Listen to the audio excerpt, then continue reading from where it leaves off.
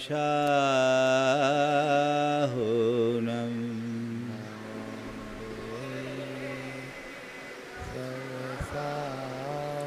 एसो पंचणमोयारो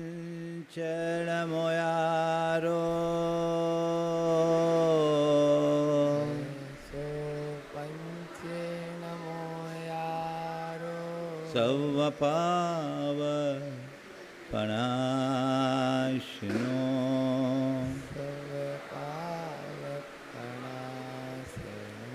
मंगलालं च सवेसिं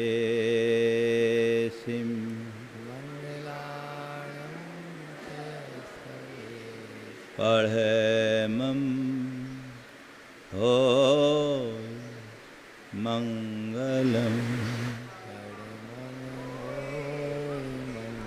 जय बोलो देवाधिदेव 1008 श्री भगवान महावीर स्वामी की, अहिंसा परमो धर्म की, परम पूज आचार्य गुरुवर श्री विद्यासागर जी महाराज की, पूज्य मुनि श्री 108 प्रमाण सर जी महाराज की।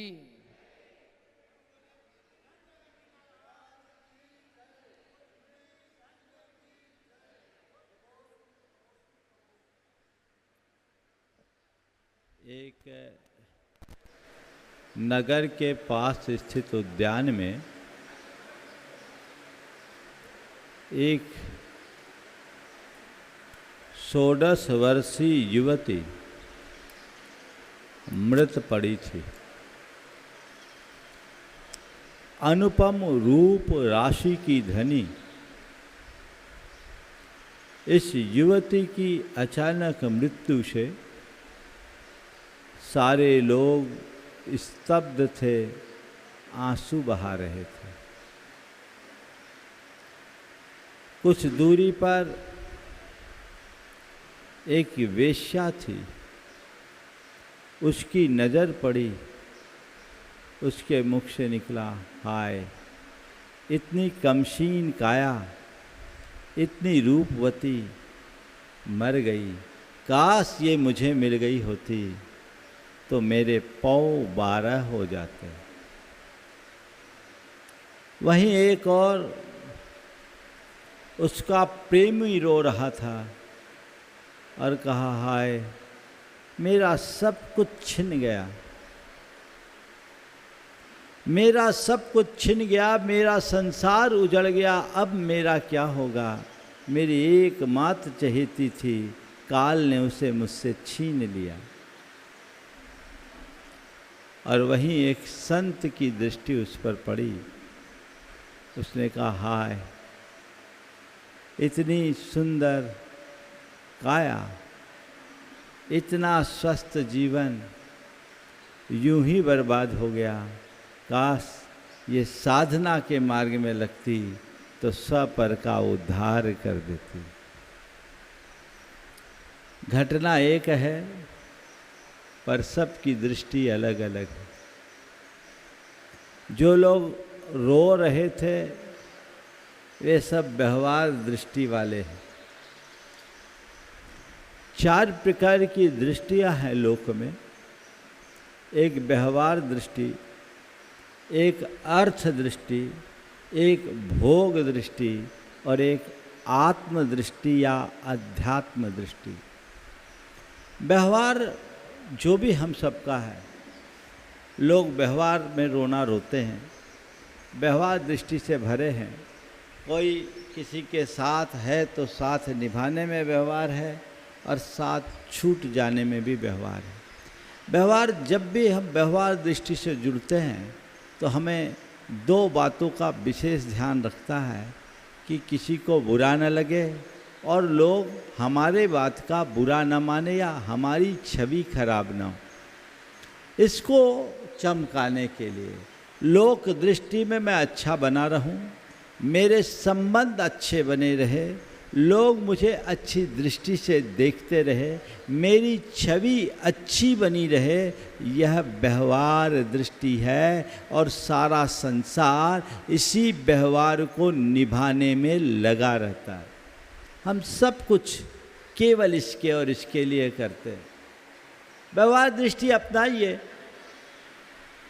मुझे उससे कोई तकलीफ नहीं, लेकिन इस बात को सदैव ध्यान में रखिए कि जिसका व्यवहार अच्छा हो वो अच्छा हो, ये कोई ज़रूरी नहीं है।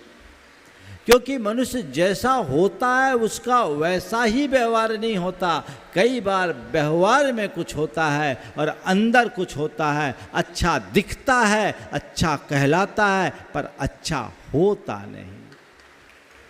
ये ऊपर की चीज़ है, पर दुनिया इसी व्यवहारिक चमक में उलझी है। वो इसी व्यवहार को बनाने में अपना सब कुछ खपाते रहती है। ये व्यवहार दृष्टि है जिसे लोग रात दिन मेंटेन करने में लगे रहते हैं, हमारा किसी से व्यवहार न बिगड़े। दूसरी दृष्टि अर्थ दृष्टि। अर्थ दृष्टि थोड़ी हटके, वहाँ व्यवहार बने या बिगड़े मुझे उससे कोई प्रयोजन नहीं, मुझे लाभ होना चाहिए। लोग रो रहे थे इसलिए कि उनके बीच से एक चले गई, पर बेश्या रो रही थी इसलिए कि उसकी कमाई का जरिया उससे छिन गया।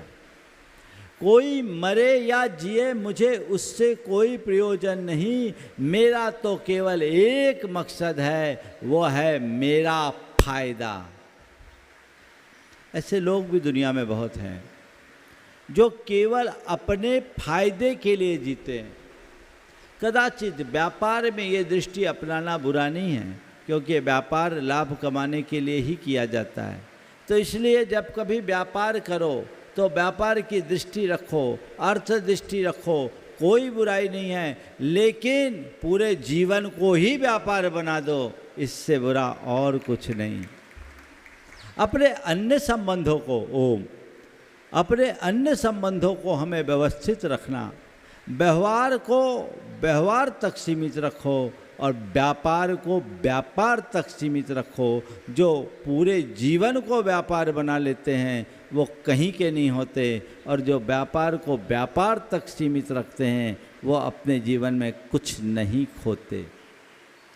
व्यापार दृष्टि, अर्थ दृष्टि आपकी कैसी है ये आपको विचार करना है।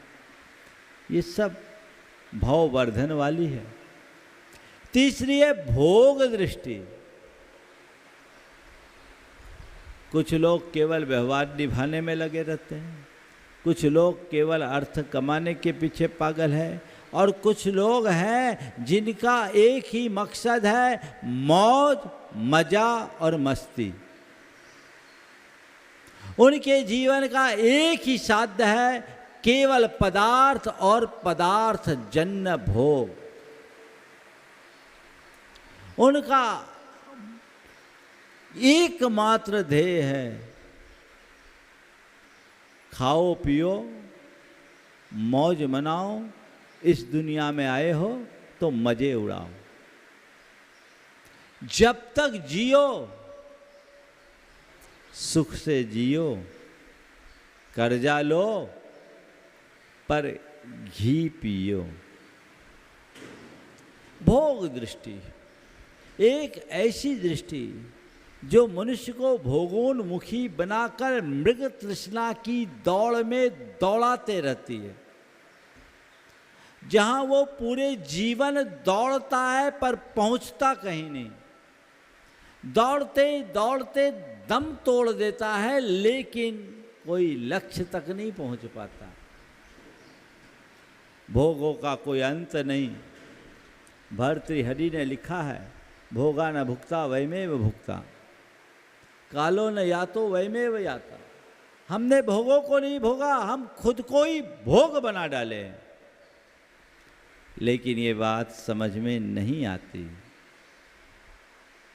क्योंकि मन की आसक्ति हमारे पुराने अनुभवों को पराजित कर देती है, और जब जब आसक्ति अनुभव पर हावी होती है हमारे जीवन में ऐसी ही विसंगतियाँ उत्पन्न होने लगती।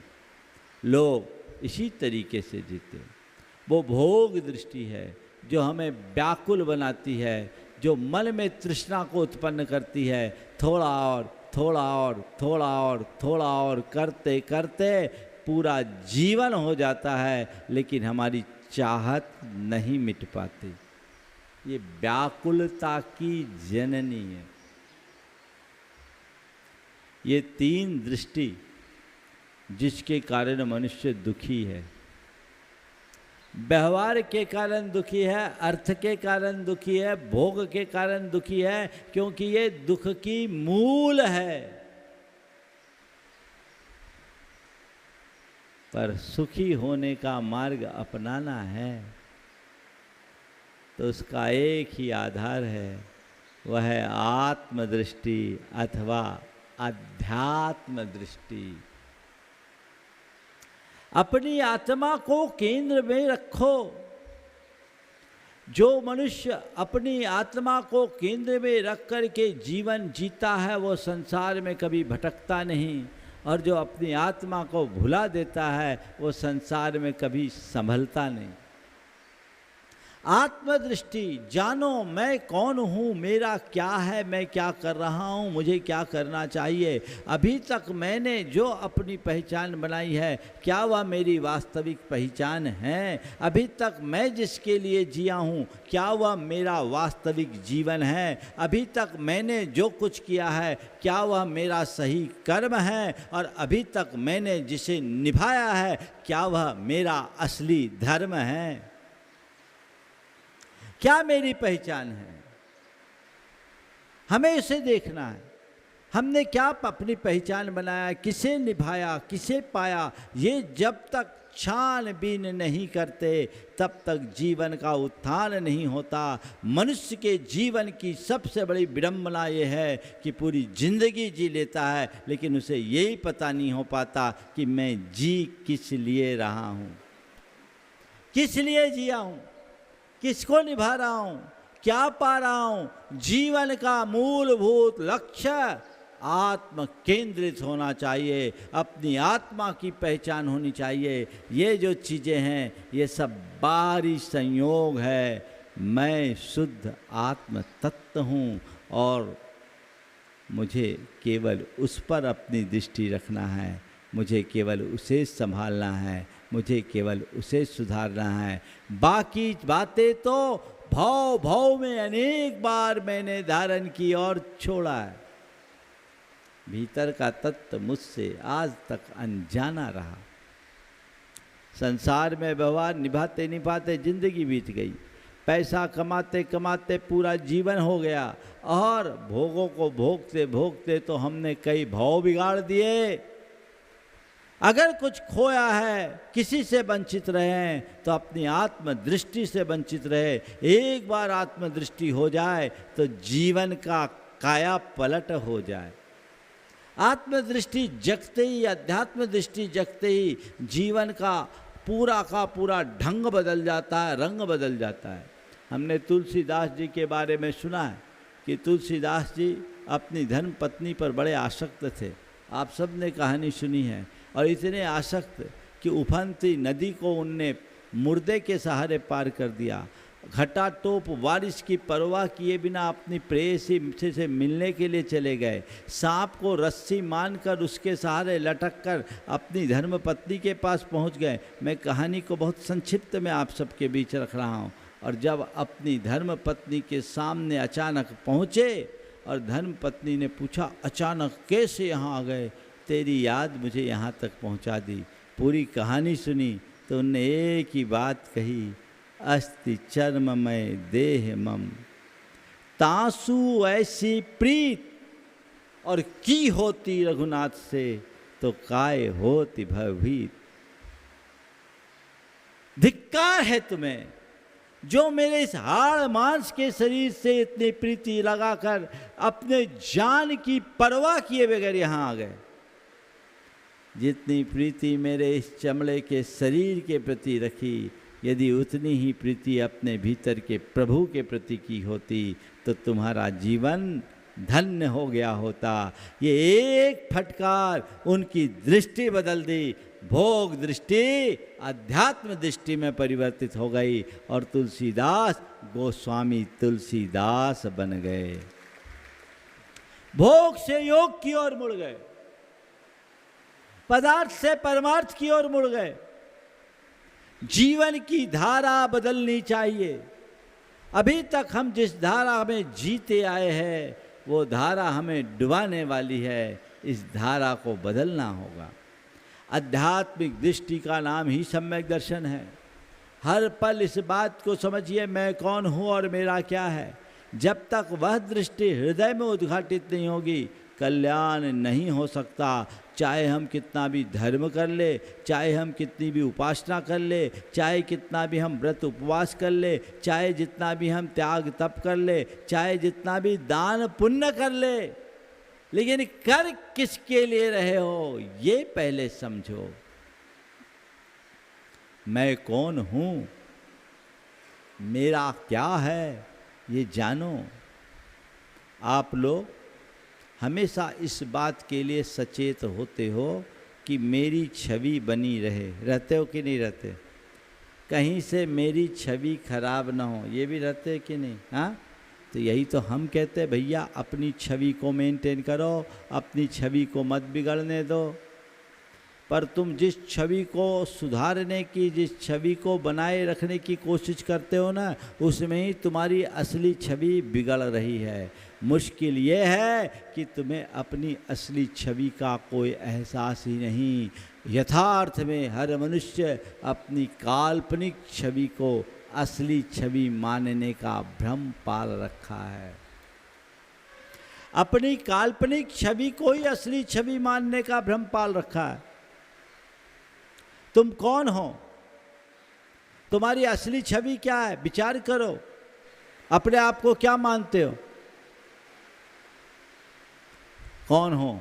मैं ये हूँ, मैं वो हूँ। अपना नाम आ जाएगा, और आगे जाएंगे तो परिवार में स्थान आ जाएगा, और आगे आएंगे तो समाज में स्थान आ जाएगा, और आगे आएंगे तो नगर में स्थान आ जाएगा, और आगे आएंगे तो प्रदेश में स्थान आ जाएगा, और आगे बढ़ेंगे तो देश में स्थान आ जाएगा, और थोड़ा बढ़ जाओ तो शायद दुनिया में अपना स्थान खोज लो। यही है ना? मैं ये हूँ, मैं वो हूँ, मैं ऐसा हूँ, मैं वैसा हूँ, मैं इसका हूँ, मैं उसका हूँ। क्या ये सच्चाई है? ये भ्रम है, यथार्थ नहीं। यही मानसिकता अहंकार का सृजन करती है। मैं ये हूँ, मैं वो हूँ, ये वो जब तक लगा है, ये वो ही अहंकार है। मैं हूँ, ये अनुभूति ही यथार्थ अध्यात्म दृष्टि है। मैं हूँ, केवल हूँ, उसके साथ कोई विशेषण नहीं।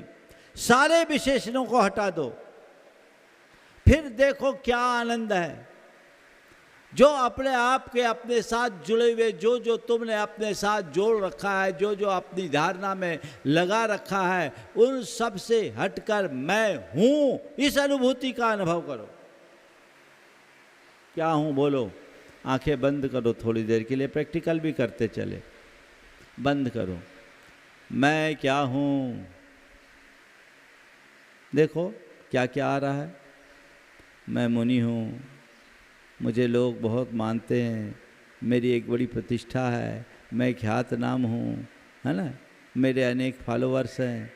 ये सब बातें मेरे मन में आ सकती, आएगी नहीं।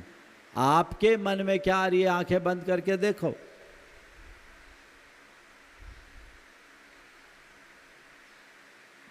क्या आ रहा है? मैं हूँ विदिशा का एक नामचीन व्यक्ति हूँ, मेरे पास पर्याप्त कमाई है, मेरे इतने एसेट्स हैं, मेरा इतना बड़ा बिजनेस है, मेरी इतनी बड़ी प्रतिष्ठा है, मेरी ऐसी पहचान है, लोग मेरे आगे पीछे घूमते, मेरे बिना कुछ होता नहीं। यही सब ना आ रहा है? क्या आ रहा है? एक झटके में सब धरा रह जाएगा। श्वास रुकी, खत्म कहानी।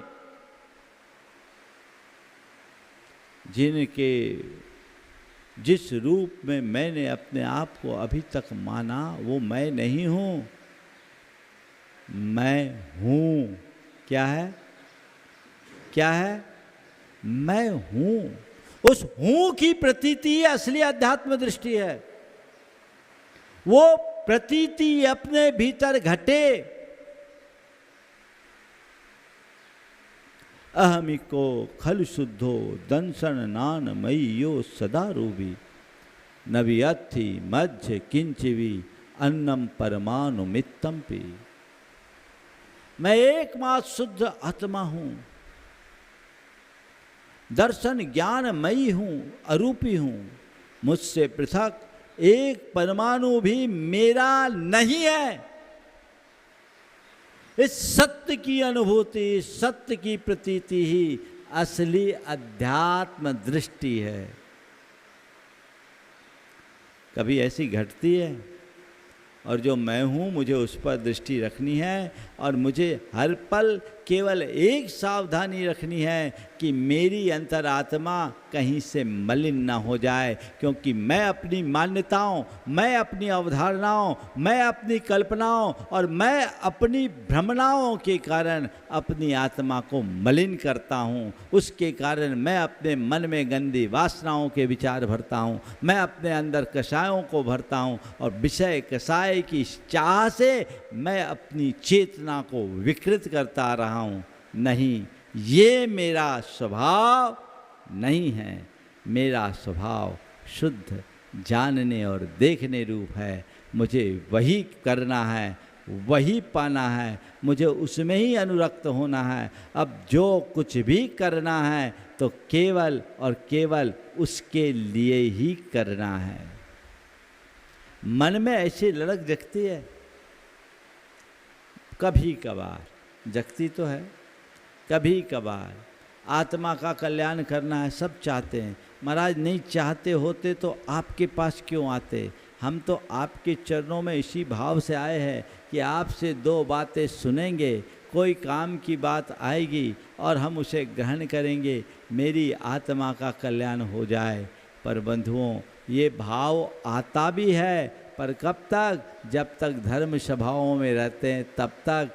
बाहर निकलते ही बाहर की हवा लग जाती है और धारा बदल जाती है। संत कहते हैं इतने से प्रयास मात्र से जीवन नहीं बदलता।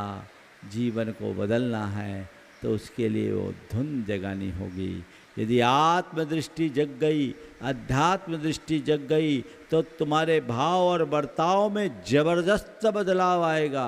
फिर दूसरों से अपेक्षाएं मिटेगी, दूसरों से आसक्ति मिटेगी, किसी से कोई आरोप नहीं लगाओगे, कोई प्रत्यारोप नहीं लगाओगे। अगर कोई कुछ कह भी दे तो उसे नज़रअंदाज करने में सक्षम हो जाओगे, और जीवन में कुछ घट भी जाए तो उसे बर्दाश्त करने की सामर्थ्य आ जाएगी। और जिसके जीवन में ये बातें घट गई उसके जीवन में तो सदा आनंद और आनंद ही होगा। दृष्टि लाइए, अंजना के जीवन चरित्र को सामने रखिए। अंजना के जीवन में कितनी बड़ी विपत्ति आई, आप कल्पना कर सकते हैं। पहले तो 22 वर्ष तक पति का संयोग नहीं मिला, संयोग मिला भी तो विपत्ति का कारण बन गया। पति के घर से बाहर निकाल दी गई और पिता का दरवाजा भी बंद हो गया। सोचो, एक पल के लिए विचार करो, यदि ऐसी कोई सिचुएशन किसी साधारण स्त्री के साथ हो जाए तो आज की तो या तो आत्महत्या करेगी या कोर्ट जाएगी, यही करेगी।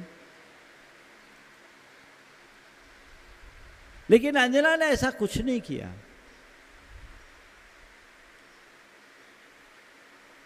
किसके बदौलत?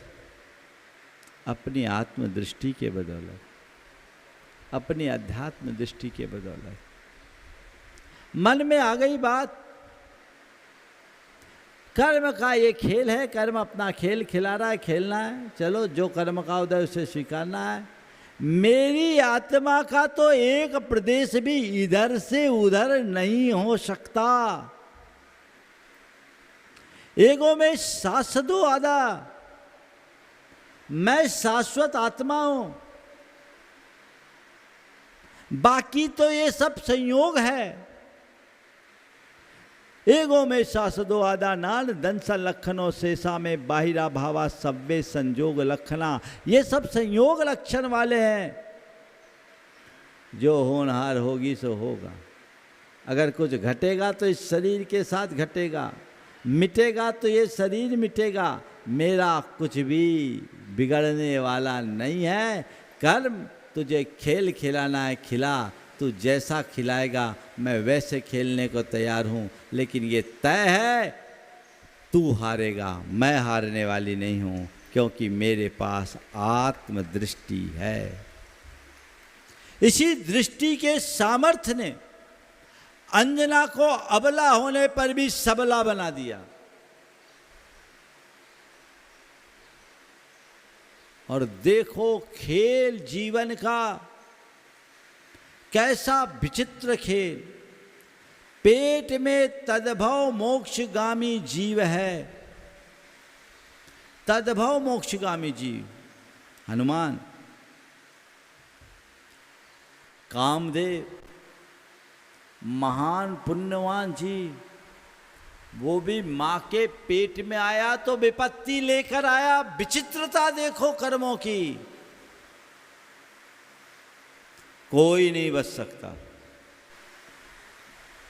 मां के पेट में आया, महाविपत्ति के साथ आया, पाप का उदय था, लेकिन वहां भी पुण्य ने साथ निभाया और विपत्ति भी संपत्ति बन गई, जीवन पलट गया। जिस मनुष्य के अंतर मन में ऐसी आध्यात्मिक दृष्टि विकसित हो जाती है, वो जीवन के बड़े बड़े उतार चढ़ाव में भी ठहराव रखने में समर्थ हो जाता है। उसके मन में बड़ी शक्ति और संबल आ जाता है आत्मदृष्टि का, जो सहारा बनते हैं। सब ठीक हो जाएगा, जो बिगड़ा सो बिगड़ा, मेरा क्या बिगड़ा। चाहे जैसी विपत्ति हो, चाहे जैसी बीमारी हो, चाहे जैसा वियोग हो, चाहे जैसी विसंगति हो, सब में स्थिरता इसी आत्मदृष्टि के बल पर हो सकती है। मेरा कुछ नहीं बिगड़ेगा।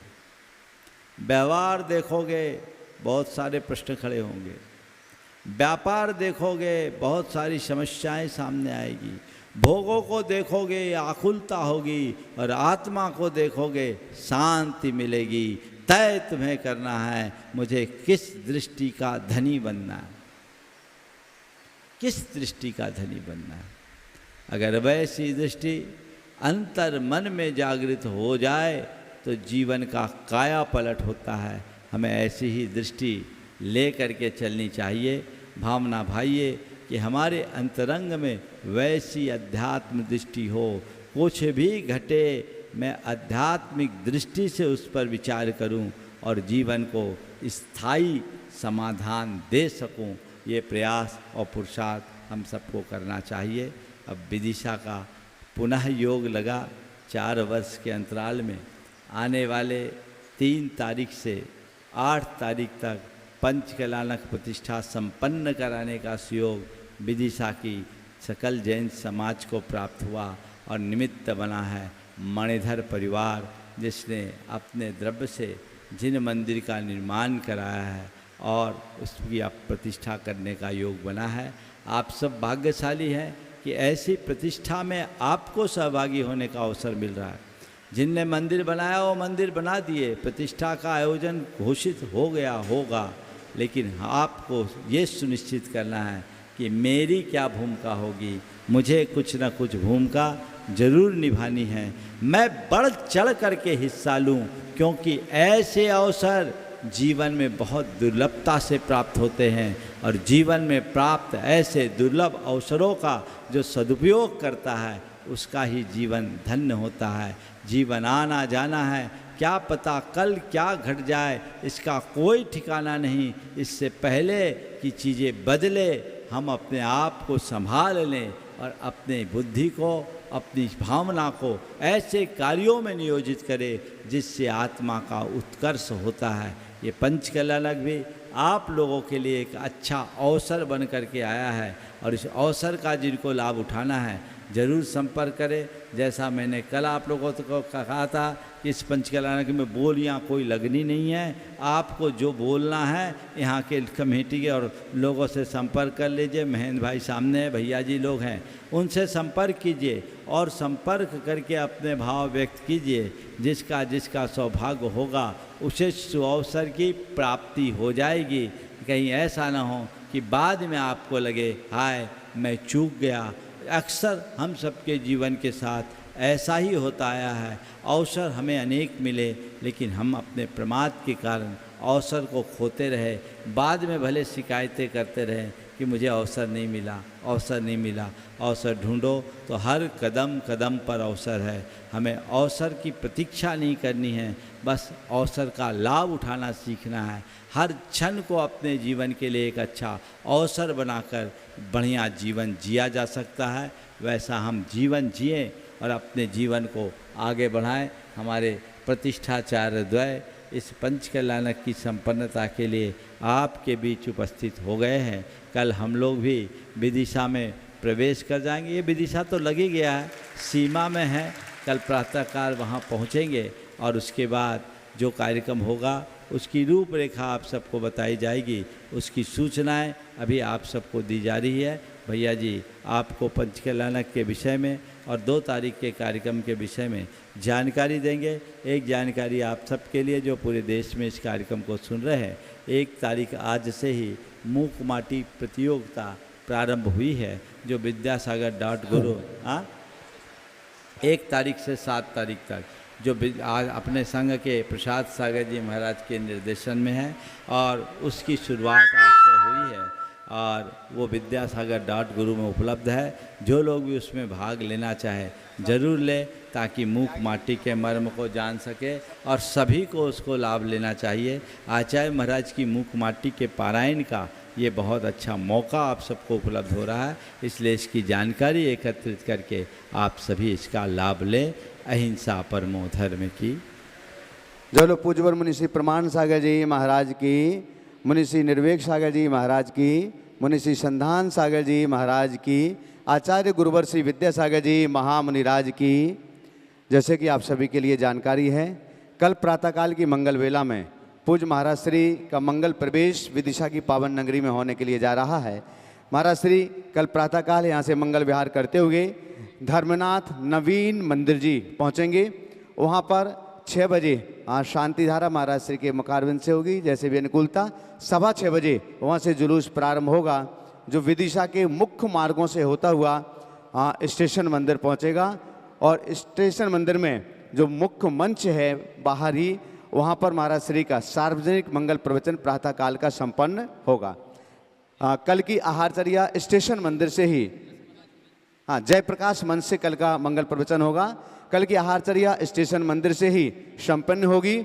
दोपहर को पात्रों का चयन के लिए तो संपर्क करने के लिए कहा ही गया है। जितने भी पात्र हैं वो सभी पात्र महाराज श्री के पास मंगल आशीष के लिए पहुंचेंगे और जिनकी भावनाएं हैं वे सभी भी महाराज श्री के चरणों तक दोपहर में, कल दोपहर में पहुँचे। और आज से ही आप अपनी भावनाएं रख सकते हैं महाराज श्री के पास पहुँच करके। अभी भरत चक्रवर्ती, बाहुबली, ईशान, सानत कुमार, माहेंद्र, 8वां महाइंद्र, महामंडलेश्वर, राजा सोम श्रेयांश, ध्वजारोहणकर्ता आदि और भी पात्र हैं। इसके अलावा एक और अनुरोध है, आप चाहते हैं कि हम इस पंचकल्याणक में पूरे दिन सम्मिलित नहीं हो सकते हैं तो आप पारस चैनल और जिनवाणी चैनल पर होने वाले लाइव प्रसारण के पुण्यार्जक भी आप बन सकते हैं। ये सौभाग्य भी आप सभी के लिए प्राप्त हो सकता है। कल का शंका समाधान भी आपको जयप्रकाश मंच से ही कल सुनने के लिए आपको मिलेगा। आज का शंका समाधान का कार्यक्रम इसी स्थान पर अपने निर्धारित समय से 6:15 बजे से संपन्न होगा। 6 बजे से गुरु भक्ति और 6:15 बजे से होगा। बंधुओं, 3 तारीख को प्रातःकालीन मंगल बेला में परमानंद जिनालय में जो किरी मोहल्ला में मंदिर है वहाँ से घट यात्रा का मांगलिक जुलूस प्रारंभ होगा। प्रातः 5:30 बजे से वहाँ मांगलिक क्रियाएं प्रारंभ हो जाएंगी और घट यात्रा के जुलूस को लेकर के श्री जी को लेकर के साथ में वहीं से श्री जी को भी लेकर के आएंगे और श्री जी को लेकर के हम सभी लोग चलेंगे। महाराज श्री भी उस जुलूस में सम्मिलित रहेंगे। वह जुलूस बहुत ही भव्यता के साथ में नवीन जिनालय से होता हुआ पंचकल्याणक अयोध्यापुरी जो पंचकल्याणक स्थल बनाया गया है, विशाल भव्यतम मंडप बनाया गया है पंचकल्याणक का, वहां पर पहुंचेगा। ध्वजारोहण करता वहां पर ध्वजारोहण करेंगे। मंडप का उद्घाटन होगा। सबसे पहले महाराज श्री के पाद प्रक्षालन के साथ में महाराज श्री का मंडप में प्रवेश होगा, श्री जी का प्रवेश होगा, सभी महापात्रों का और आप सभी का उस मंडप में प्रवेश होगा। मंडप की शुद्धिकरण का मांगलिक कार्यक्रम संपन्न होगा और उसके साथ साथ में मुख्य पात्रों का शुद्धि वहाँ पर होगी और प्रातःकालीन प्रवचन महाराज श्री के जो होते हैं कल परसों 3 तारीख को महाराज श्री के मंगल प्रवचन उसी मंडप से होंगे। पंचकल्याणक के मंडप से ही महाराज श्री के मंगल प्रवचन और शंका समाधान का कार्यक्रम होगा। जितेंद्र जैन सीओ महाराज श्री के पाद प्रक्षालन यहाँ पर कर रहे हैं। हमारे सभी पदाधिकारीगण बहुत ही पुरानी टीम है। हाँ, दादा मुलायमचंद जी, संजय जी और अविनाश जी प्रवक्ता और निर्मल जी और बाकी सभी लोग महाराज श्री का मंगल आशीष ग्रहण कर रहे हैं।